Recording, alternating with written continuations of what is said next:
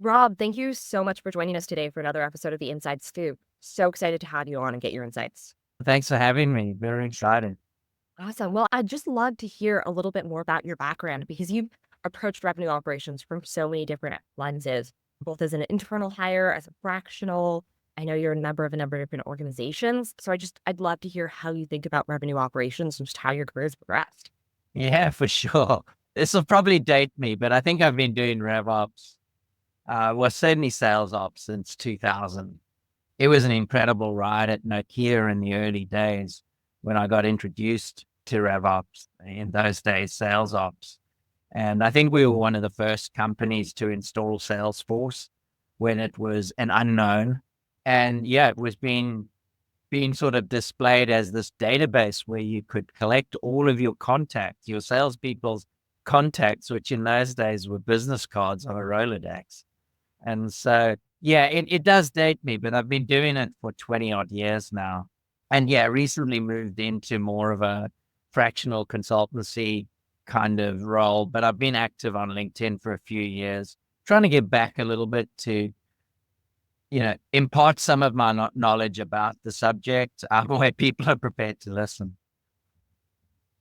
So I'm curious because you got to see Salesforce when it was we've read those books around like I forget what Benioff said, but it was into the cloud. Somebody who's listening can correct me on this, but what do you see as the parallel between when Salesforce started versus now? Who looks like Salesforce in 2000? That's a great question. I think the big difference is there's just so many more companies. In those days, Benioff was on his own. I think he was, what was he, Oracle or something like that. And he broke away and he was a pioneer, but there were very few real big startups, especially in that space. Whereas today you can rattle off 10 or 20 companies. So I think as pioneers, probably Gong are the closest in what I'm seeing in transforming something that, but like Apple, nobody knew they needed an iPhone until Apple produced an iPhone. And I think they sort of fit closest to that of providing something that people don't really know what they need yet, but they know they need it. What about it? How have you seen Gong take that parallel track? For me, it's insights. I think having been in RevOps for so long now, it's the early insights and leveraging AI, not as a buzzword, but as integral to your platform. Their DNA is about insights and intelligence and using AI as a tool. As a RevOps practitioner, for me, it's a little bit like lane assist in your car. Give me some bumper rails to help make sure the company's steering in the right direction. Don't overdo that because it gets annoying sometimes when you're being overcorrected and you really want to move into the middle lane. Use it thoughtfully to help direct the company, I think is, for me, where the industry is going and what Gong is doing particularly well. That's a great insight and really, I mean, to hold a pun off of what you just said about insights. And interesting, especially to hear from your perspective, since you've got such a breadth of knowledge, having seen, the rise of companies, but also I feel like every year let's try this company and then you try it and it doesn't last very. Well, I think that's part of it as well, is with so much capital, particularly in the last few years, a much stronger entrepreneurial mindset of today's business leaders. 20 years ago, somebody becoming a founder, CEO, starting a company in their mid-20s was unheard of. You basically had to have gray hair and know the VCs to start a company. Nowadays, you don't need that. You can be, 25 and bold and just go for it. And so I think with that plethora of ideas and companies coming out comes a certain amount of consolidation. I don't know the stats, but I'm pretty sure a lot more companies fail today than they used to, or get funding the way they used to.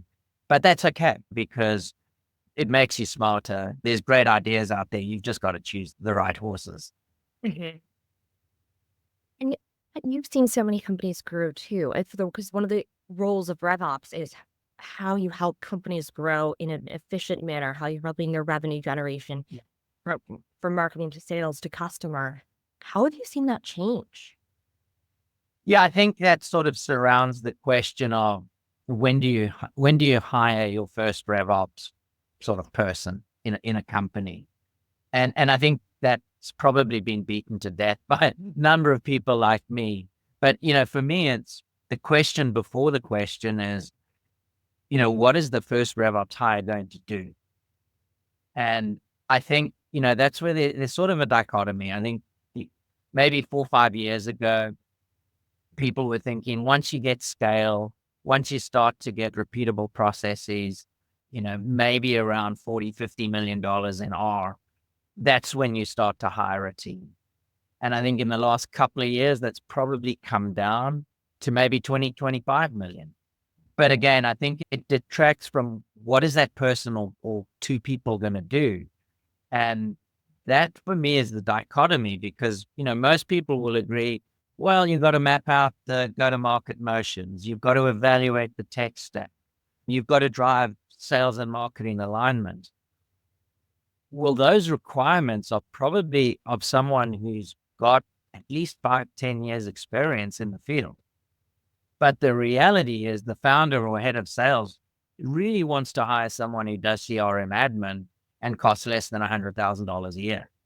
So there's a big divide. It's like, well, we want someone to do a lot of lofty goals, but we really don't want to pay them. I think the answer is in fractional RevOps, and there's lots of us out there.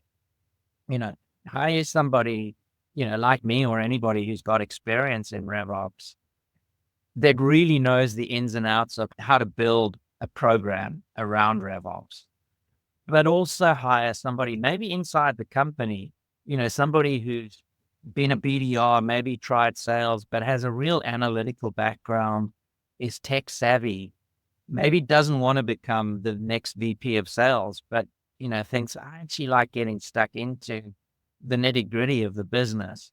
And then have that combo, have that RevOps expert, coach and mentor, someone, who builds up to that head of RevOps or, RevOps leader.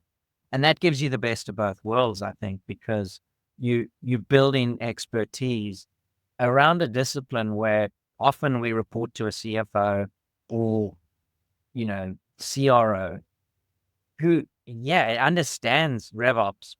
Great. They understand the role, but they don't come from the discipline. So they haven't got that coaching mentality that maybe somebody from RevOps who's been in RevOps does. RevOps report to? Yeah, I mean, that's the other one. It really depends on the company. Mm-hmm. I'm seeing more and more RevOps folks report to the CEO. Well, it depends what stage is that company at. Are they 10, 5, 10, $20 million? Or is it a larger organization with established processes where it could be the CFO or the CRO? It depends on the talent and the caliber of your management team as to where it resides. My only plug would be get more marketing ops people up into this RevOps position, because top of funnel is where the hard work happens. For me, the sort of sales ops, comp plans, forecasting, territory planning is relatively easier to do, but really understanding where your leads are coming from and where to spend money at top of funnel is what drives the company's ultimate success. And I just see far too few marketing ops people being promoted to head of RevOps as opposed to the sort of old sales ops school. And then maybe dissing myself a little bit, but that's honestly where I see the growth potential. That's a great point about marketing, because you're right. I mean, we're all on LinkedIn. We promote a lot of things there, and you can see people's career paths. And I often see RevOps going into marketing ops, but not MOps going into RevOps. Yeah. How have you've seen so many companies, especially from the inside in the RevOps position, take shape, succeed. What do you see as those markers of a company where you're like, I want to join this at a Series A, Series B, because I've seen this pattern enough, and I really think they're going to be a rocket ship? And that's an interesting one. I think a lot of it starts with the leadership pedigree. It's easy to position yourself as a potential market leader, as being on that growth, that rocket ship trajectory. But I often look for three things. I look at the company, the growth potential in the space they're in, the leadership, and then the role. And I think being able to take quantifiable risks, not bet the farm on one thing, but certainly take calculated risks is what attracts me. And I think is where I see the ultimate success coming from is if you were bold enough to take that risk, put some money behind it, sure, but execute through. And that's, again, maybe it's a recurring theme today in what I'm saying, but those insights of a company being able to translate, RevOps can give you some really early insights into where the company's going, where you're directing that auto steering, and being able to pivot if you're doing the wrong thing quickly, or pour, a lot more gas on the fire if it's working well. That's what sparks the momentum. And I think that's where RevOps can increasingly play a much stronger role in the CEO leadership team, in helping them figure out, where do we spend our money? Where do we put our foot down? When do we have to pivot where it's not working? And getting those insights early is what ultimately fuels growth. What do companies usually get wrong when they're going to their reporting? Well, I think the early days was silos of data. And I spoke about it, and it wasn't me who made up the term, but we spoke about a single source of truth. And everybody agreed that, there's lots of data. The volume of data is not the problem. It's collating it and making sure it's all coming from the same place. It's been validated and it's truthful.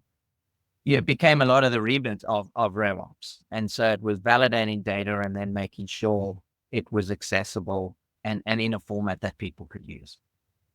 I sort of took that a step further, and I've spoken about a single pane of glass. And I think that's probably the next area where I see a weakness. And I can come back to it with Scoop, but it's what's attracted me to Scoop Analytics is that single pane of glass, because you can have the data all in one place and spend your time pouring through data and making sure it's correct. But are people looking at it from the same lens? Are the dashboards consistent? Are people looking at the data and instantly seeing what that insight might be? And that's the piece that I think is kind of the next frontier, and almost giving RevOps people prompts, the RevOps genie that says, hey, Rob, I noticed that, the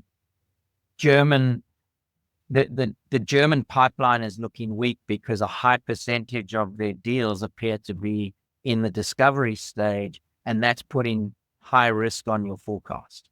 That kind of prompt, and especially in RevOps, we asked to do a lot of things and we never want to say no to anything. So we're always busy, but we spend very little time on the actual insights and the direction of the business, and kind of taking a breath and looking up from, 3,000 feet rather than 30 feet.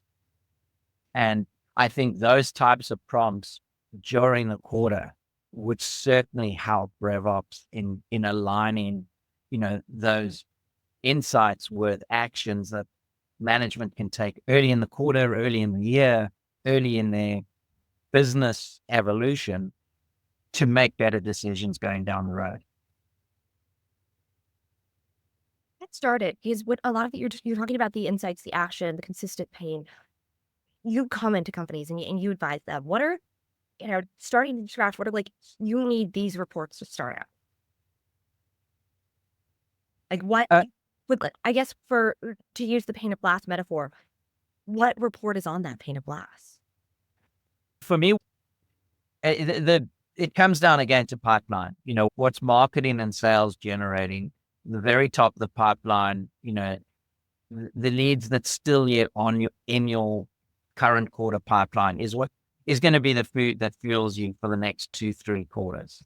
I think that really understanding what is that pipeline, where's it coming from, where we've been successful in spending our money, so that we can get more of those leads and that they map to our ICP and those kind of things. That's kind of table stakes.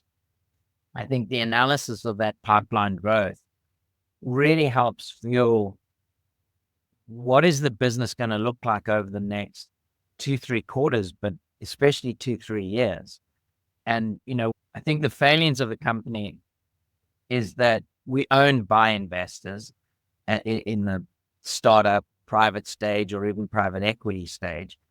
And our forecasts are driven top down. And that's okay. There's aspirations and you want to grow from $50 to $120 million.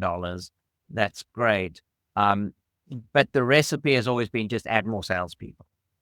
And I think if you can balance that with more of a bottom-up approach, which is, this is how we developing pipeline.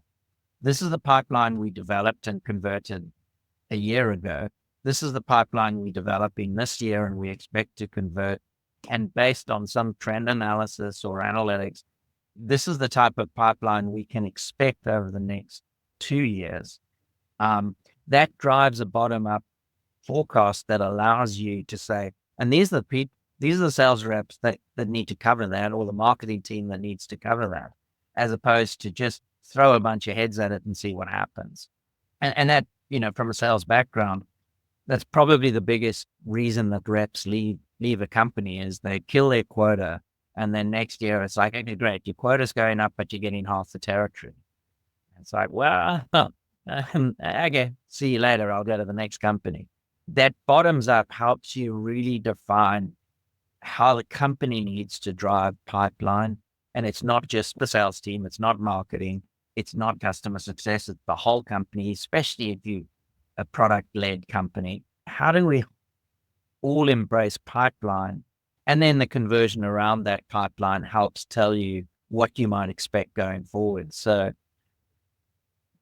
that, for me, the funnel seems to be underlooked. I mean, all the metrics on velocity and retention is probably another big one, customer retention around renewals and upsell, and just gross retention of customers churning is probably also underlooked. But pipeline and retention, more of upfront and less of the sort of productivity metrics around, what is the Salesforce doing for you lately? Mm-hmm. And what are the main mistakes that you see companies make when you go in and you say there's more of a turnaround opportunity? Is it we're not utilizing it effectively? How do you really go in and through your fractional approach and say, here's what you need to do differently to get you from A to B, from A to C? I think the quick wins is usually the comp plan and the territory planning, especially the comp plan. Everybody wants a piece of the comp plan, from the CEO to the CFO to the chief marketing officer. And even if those titles aren't there, head of sales, head of marketing, finance, they all want to leverage the comp plan for specific actions in the company. And that just overcomplicates it. It's like, no, the comp plan does drive sales behavior, but keep it as a sales comp plan, keep it simple. So for me, that's always a quick win. Don't over-engineer your comp plans, make them super simple. Allow the rep with mental arithmetic to figure out, yep, if I close this deal, I'm going to earn X. And that's the quicker win. I think the longer term stuff is probably on retention of the existing customer. I think we almost get enamored with new business logos, and we focus our sales reps, we focus marketing on new logo generation. For some reason, I don't know why, we ignore or put way less focus on retention of the existing customer and upselling that customer.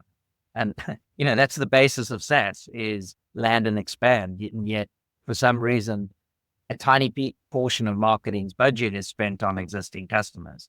We tend to leave renewals with a CS department, which is okay, but then train your customer success advocates to be killer salespeople, to really drive upsell. Yes, build a trusted relationship, but have them also really drive a lot of your growth, because that the easiest win is with your existing customer if you're doing it right. That too is when we talk about going back to the start of the conversation around RevOps, so much of what we do and typically think through is it's revenue, it's marketing, and so often customer success is forgotten under that umbrella. Yeah. Yeah, I mean, for me, the last couple of companies I've been at and worked with, the renewals piece was with sales. And, I'm not advocating that that's the right way to do it, but it gave focus to revenue generation from the existing base. It was a focus on these key accounts are core to us and we need a strategic account team to drive it. It wasn't just the sales rep, but they owned the number, but there was marketing effort behind that and driving the right behavior from that customer in terms of these are the things we're doing that can help you further, as well as a customer advocate, a CSM, who really stayed with the account and let the customer know just how valuable they were. So how do you see AI changing a lot of this? I know it's the trillion-dollar question that might be a $1 question where Yeah. I mean, I think it is going to be $1 trillion, and I think there's going to be multiple answers depending who you are. But from my very blinkered sort of purvey of RevOps, I go back to those early real-time insights, and that's where, I think someone like Scoop, who for me, you would come into play at that dreaded end of quarter. Now you've got a board meeting coming up, and often the orchestrator of where's the company actually moving? The financial results are one thing, but what's actually happening behind the last quarter? That's where RevOps really does play a strategic role. And, the last 20 quarters that I can remember, the quarter closes, finance closes the books maybe 2 or 3 days later and gets the results. And then you've got this window of like 4 or 5 days to prepare the board presentation for your boss. 3 of those days are probably validating that the data is correct. And then you're left with a day or two to sort of cobble together some insights and a presentation, and then have that changed by the CFO, CRO, and ask for more charts, and you end up scrambling. I mean, it is the ultimate time squeeze and scramble. And I think AI and really good dashboards in real time could help you through the quarter, give you a sneak preview of what the quarter is looking like. Sure, a bunch of deals will always close in the last week, but if you've got those kind of charts and key indicators, real KPIs that are giving you an indication of what's happened or what's different this quarter or what's really driving the business, that kind of AI assist to the RevOps team sort of through the quarter would save a huge amount of time in terms of where do I look for those insights? Because we know the questions. We just need some prompts as to, okay, what's actually driving the business this quarter or last quarter? That for me is where dashboard analytics, visuals, that pane of glass that I talk about in real time, saying, hey, did you notice this thing changed in the last 3 weeks? The trend has moved off the norm. That's where I think insights match with boardroom strategy. And that's where RevOps plays that ultimate strategic role in saying, I don't know all the answers, but hey, did you notice this happened last quarter? And that may be impacting, the direction that the company takes. So one of the things we've talked about so far is just the constant reiteration, growth, what's working, what's not. How do you think about growth for yourself right now? I mean, in 2025, a theme is we all keep having to learn whatever new tools coming out next. How do you focus on that? And how do you keep reskilling as things change, as the pace of change keeps getting faster? Well, yeah, I mean, we spoke about the tech and the amount of new tech coming in, and I think that's been exponential in the last 2 years, and part of that was efficient growth and AI and a lot of things coming together. So I think it's much harder to stay current. But for me, that's key. Tech has always helped me. Back to those Salesforce days where we were literally putting contacts into a database trying to give the why to the salesperson of why is this a good thing for you? That hasn't changed. Tech will always help us. Systems will always make stuff more efficient. AI just happens to make it happen at a far greater pace. So for me, staying current has been what I've tried to do my entire career, really, but especially the last 3, 4 years. And I think it's just a case of filtering through the noise and not chasing the next shiny object, which I think a lot of founders tend to do anyway. I've tried to steer them away from that, of take a pause, take a breath, look at your business, really understand what tech is going to really help move that business forward, because it is personal at the end of the day. Different tech is going to help you in different ways. So as a company, you've got to figure out, what's the most important tech that's really going to drive your business, and how's it going to impact not just marketing or not just sales, but how's it going to impact the whole company, and integrate it all the way from product development, HR, sales, marketing, the go-to-market actions. It's got to be part of your life. And I think, I look at a tech like Slack, and that's probably one that I'll remember over the last few years that impacted the whole company. Their promise was, we'll make email go away, and you can Slack each other. Didn't happen, but it drove a huge communication channel in the company that everybody wanted, and wasn't sold by IT. It was sold by the users. That's a great point, especially around rowing versus the treadmill, to what's best for you. And always have to think about that, because for companies, there's no one size fits all. Slack has grown gangbusters. So is ChatGPT. So has Gone. They all had very different growths. Yeah. So, it is interesting because there is so much out there. There's lots of information out there. Learn about the tech, but then see how that applies to your business.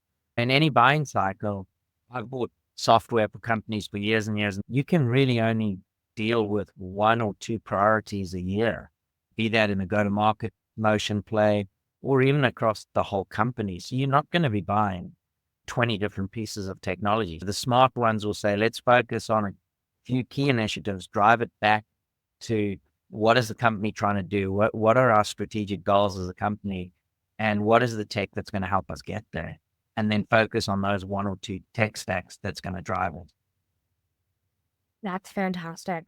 Rob, as we wrap up, any last thoughts that you want the audience to really take away? Now, I think I've hit on the main points, but, again, I'd probably reiterate, real-time dashboards is for me where AI can really help. It's particularly RevOps, key indicators that say, hey, Rob, have you noticed this? Or have you noticed that? Because again, time is our enemy. We want to solve everything. We want to get all the processes right, all the fields and Salesforce absolutely pristine. We want clean data. We want the world. But at the end of the day, we add our most value by saying, hey, boss, or hey, Mr. Head of Sales or Mrs. Head of Marketing, did you notice that this is having an impact on our business? And depending on your level of expertise, you may or may not have all of the answers. You're not expected to have all the answers, but to give some insights to a management team that says, have you thought about this? Or have you noticed that? That's where I think RevOps becomes hugely strategic to the exec team and drives value, as opposed to being seen as that CRM admin first hire who just cleans up the database, he cleans up the CRM. That's a fantastic point. Rob, I'm really excited to share them with everybody. No, it's been great chatting to you. Thank you. Awesome. Thank you for another episode of the Inside Scoop. Cheers.